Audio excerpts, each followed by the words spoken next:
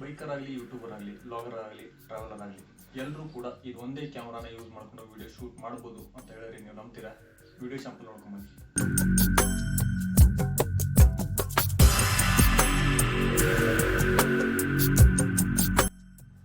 ಇದು water proof camera ಅಲ್ವಾ, ಅದಕ್ಕೆ ನಿಮಗೂ ಗೊತ್ತಾಗಲಿ ಅಂತ ನಮ್ಮೂರ ನದಿಗೆ ಇದನ್ನು ತೊಗೊಂಬಂದಿದ್ದೀನಿ. ಸೊ ಇಲ್ಲಿ ಶೂಟ್ ಮಾಡ್ತೀನಿ ಇವಾಗ ಅಂಡರ್ ವಾಟರ್. ಶೂಟ್ ಮಾಡಿದಾಗ ಯಾವ ರೀತಿ ಕಾಣಿಸುತ್ತೆ ಅಂತ ನೀವು ನೋಡ್ಬೋದು. ಆ್ಯಕ್ಚುಲಿ ನೀರಲ್ಲಿ ಸ್ವಲ್ಪ ಅಷ್ಟೊಂದು ತಿಳಿಯಿಲ್ಲ, ಆದರೂ ನೋಡೋಣ ಯಾವ ರೀತಿ.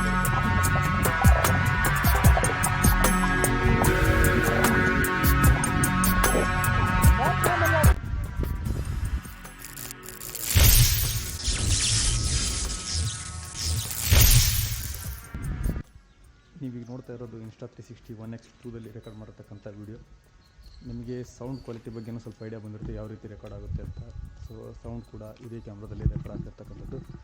ನೀವು ಇಲ್ಲಿ ನೋಡ್ಬೋದು ಫ್ರೇಮನ್ನು ಯಾವ ರೀತಿ ಚೇಂಜ್ ಮಾಡ್ಬೋದು, ಟೈನಿ ಪ್ಲ್ಯಾನೆಟ್ ಅಥವಾ ಬೇರೆ ಬೇರೆ ಫ್ರೇಮನ್ನು ಯಾವ ರೀತಿ ಚೇಂಜ್ ಮಾಡ್ಬೋದು ಅಂತ. ಸೊ ವಿಡಿಯೋ ಕ್ವಾಲಿಟಿ ಕೂಡ ನಿಮಗೆ ಗೊತ್ತಾಗ್ತಿರುತ್ತೆ ಈ ವಿಡಿಯೋ ನೋಡಿದಾಗ.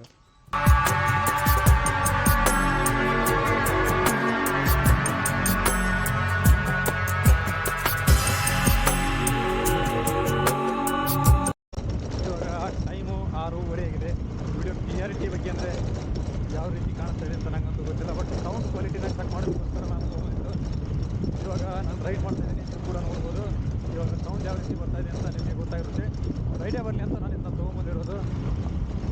ನಾರ್ಮಲಾಗಿ ರೆಕಾರ್ಡ್ ಮಾಡೋದು ಬೆಟ್ರಾ ಅಥವಾ ಇಯರ್ಫೋನಿಗೆ ಕನೆಕ್ಟ್ ಮಾಡಿಬಿಟ್ಟು ವಾಯ್ಸನ್ನ ರೆಕಾರ್ಡ್ ಮಾಡೋದು ಬೆಟ್ರಾ ಅಂತ ತಿಳಿಸೋದಕ್ಕೋಸ್ಕರ ಈ ವಿಡಿಯೋನ ಮಾಡ್ತಾ ಇರೋದು. ಆ್ಯಂಡ್ ಆಲ್ಸೋ ಬೈಕರ್ಗಳಿಗೆ ಯಾವ ರೀತಿ ಯೂಸ್ ಆಗುತ್ತೆ ಅಂತ ತೋರಿಸೋದಕ್ಕೆ ನಾನು ಮಾಡ್ತಾ ಇರೋದು.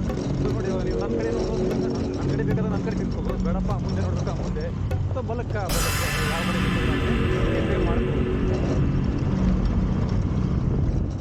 ಹಾಗಾಗಿನೇ ಹೇಳ್ತಾ ಇರೋದು, ಇದಂತೂ ಈ ಇನ್ಸ್ಟಾ 360 1x2 ಕ್ಯಾಮ್ರಾ ಏನಿದೆ ಬೈಕರ್ಗಳಿಗೆ ಹೇಳಿ ಮಾಡಿಸಿರ್ತಕ್ಕಂಥ ಒಂದು ಕ್ಯಾಮ್ರಾ. ಸ್ಟೆಬಿಲಿಟಿ ಕೂಡ ಚೆನ್ನಾಗಿದೆ. ನೀವು ಹೆಲ್ಮೆಟ್ಟಿಗೆ ಮೌಂಟ್ ಮಾಡಿಕೊಂಡ್ರದ್ದು ಇದು ತುಂಬ ಬೆಟರ್. ಯಾಕಂದರೆ ಗಾಡಿ ಮೌಂಟ್ ಮಾಡೋದ್ರಿಂದ ಸ್ವಲ್ಪ ಶೇಕ್ ಆಗ್ಬೋದು, ಹೆಲ್ಮೆಟ್ಟಿಗೆ ಮೌಂಟ್ ಮಾಡೋದ್ರಿಂದ ಶೇಕ್ ಆಗೋದಿಲ್ಲ. ಅದನ್ನು ಬಿಟ್ಟರೆ ಟ್ರಾವೆಲರ್ಗಳಿಗೂ ತುಂಬ ಹೆಲ್ಪ್ ಆಗುತ್ತೆ. ಆ್ಯಸ್ ಯೂಶುವಲ್ ಈ ರೀತಿ ಕೈಯಲ್ಲಿ ಹಿಡ್ಕೊಂಡು ವಿಡಿಯೋ ಮಾಡ್ತಾ ನೀವು ಏನು ಬೇಕಾದ್ರೂ ತೋರಿಸ್ಬೋದು ನಿಮ್ಮ ಆಡಿಯನ್ಸ್ಗಳಿಗೆ, ಅಂದರೆ ನಿಮ್ಮ ಸಬ್ಸ್ಕ್ರೈಬರ್ಸ್ಗಳಿಗೆ. ತುಂಬ ಹೆಲ್ಪ್ಫುಲ್ ಆಗುವಂಥ ಒಂದು ಕ್ಯಾಮ್ರಾ ಇದು. ಇದೇ ರೀತಿ ಬಗ್ಗೆ ನೀವೇ ಹೇಳಬೇಕು, ಕಮೆಂಟ್ ಮಾಡಿ ತಿಳಿಸಿ. 6:30 ಆಗಿದೆ ಈಗ ಟೈಮ್. ಮಿಂಚು ಯಾವ ರೀತಿ ಗೊತ್ತಾಯಿದೆ ನೋಡಿ.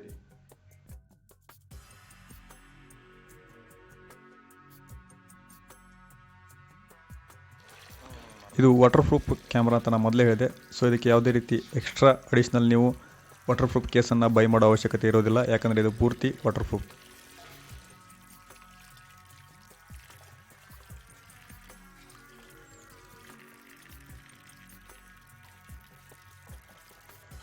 ಆಮೇಲೆ ಈ ಕ್ಯಾಮ್ರಾನ ರೆಡಿ ಮಾಡುವಾಗ ಚಿಕ್ಕ ಚಿಕ್ಕ ವಿಷಯಗಳನ್ನು ಗಮನದಲ್ಲಿಟ್ಕೊಂಡು ರೆಡಿ ಮಾಡಿದ್ದಾರೆ ಅಂತ ಹೇಳ್ಬೋದು. ಯಾಕಂದರೆ ನೀವು ಇಲ್ಲಿ ಅಬ್ಸರ್ವ್ ಮಾಡ್ಬೋದು, ಮುಂದೆಗಡೆ ಮತ್ತು ಹಿಂದುಗಡೆ ಸ್ಕೈ ಬ್ಲೂ ಲೈಟ್ ಇರುತ್ತೆ. ಅಂದರೆ ಕ್ಯಾಮ್ರಾನ ಯಾವಾಗ ಆನ್ ಮಾಡ್ತಿರೋ ಆವಾಗ ಸ್ಕೈ ಬ್ಲೂ ಲೈಟ್ ಆನ್ ಆಗಿರುತ್ತೆ.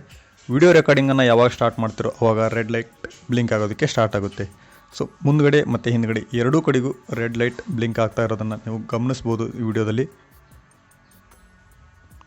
ಸೊ ಇದು ಫ್ರಂಟ್ ಸೈಡಿಂದ ಆದರೆ ಇದು ಬ್ಯಾಕ್ ಸೈಡಿನ ಲೈಟ್, ಎರಡೂ ಕಡೆಗೂ ಲೈಟ್ ಬ್ಲಿಂಕ್ ಆಗ್ತಾ ಇರುತ್ತೆ.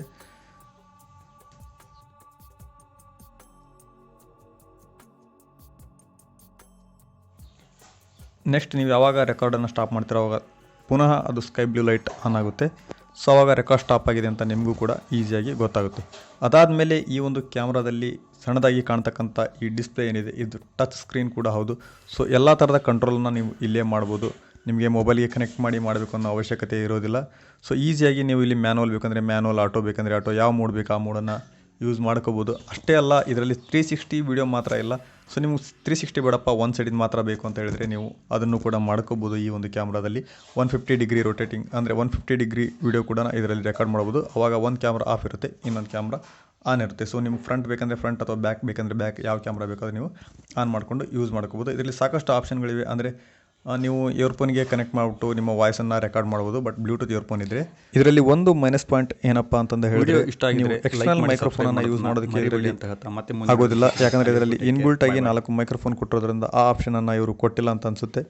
ಅದನ್ನು ಬಿಟ್ಟರೆ ನೀವು ಇದರ ಲೆನ್ಸ್ ಬಗ್ಗೆ ಸ್ವಲ್ಪ ಕಾಳಜಿಯನ್ನು ವಹಿಸಬೇಕಾಗುತ್ತೆ. ಯಾಕಂದರೆ ಎರಡೂ ಕಡೆಯ ಲೆನ್ಸ್ ಏನಿರುತ್ತೆ ಹೊರಗಡೆ ಬಂದಿರುತ್ತೆ, ಅಂದರೆ ಸ್ವಲ್ಪ ಮುಂದೆ ಬಂದಿರುತ್ತೆ. ಹಾಗಾಗಿ ಲೆನ್ಸ್ ಬಗ್ಗೆ ಸ್ವಲ್ಪ ಕೇರ್ ಮಾಡೋದು ಬೆಟರ್ ಅಂತ ನನಗನ್ಸುತ್ತೆ. ಆಮೇಲೆ ಈ ಕ್ಯಾಮ್ರಾದಲ್ಲಿ ನೀವು 1.5 ಗಂಟೆಗಳ ಕಾಲ ರೆಕಾರ್ಡನ್ನು ಮಾಡ್ಬೋದು. ಅಂದರೆ 4K ಅಥವಾ 5.7Kವರೆಗೂ ನೀವು 1.5 ಗಂಟೆಗಳ ಕಾಲ ರೆಕಾರ್ಡನ್ನು ಮಾಡ್ಬೋದು. ಇದರ ಬ್ಯಾಟ್ರಿ ಲೈಫ್ ಕೂಡ ಚೆನ್ನಾಗಿದೆ ಅಂತಲೇ ಹೇಳ್ಬೋದು. 1.5 ಗಂಟೆ ಅಂದರೆ ಬೇಜಾನಾಗುತ್ತೆ. ಆಮೇಲೆ ಇದರ ಪ್ರೈಸನ್ನು ನೋಡೋದಾದರೆ ಇದರ ಕಾಸ್ಟ್ ಏನಿದೆ 42,000 ರುಪೀಸ್ ಇದೆ. ಇದರ ಎಕ್ಸಸರೀಸ್ಗಳನ್ನು ಕೂಡ ನೀವು ಎಕ್ಸ್ಟರ್ನಲ್ ಇನ್ವೆಸ್ಟ್ ಮಾಡಿ ತೊಗೋಬೇಕಾಗುತ್ತದೆ. ಲೈಕ್ ಸೆಲ್ಫಿ ಸ್ಟಿಕ್, ಆಮೇಲೆ SD ಕಾರ್ಡನ್ನು ಕೂಡ ನೀವು ಎಕ್ಸ್ಟರ್ನಲ್ ಇನ್ವೆಸ್ಟ್ ಮಾಡಿ ತೊಗೋಬೇಕಾಗುತ್ತೆ.